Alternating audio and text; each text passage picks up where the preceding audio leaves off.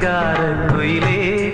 இசை பாடும் ஒரு காவியம் இது ரவிவர்மாவின் ஓவியம் பாசம் என்னும் ஆலயம் உனை பாட வேண்டும் ஆயிரம் தென்பாண்டி தமிழே என் சிங்கார குயிலே தென்பாண்டி தமிழே என் சிங்கார குயிலே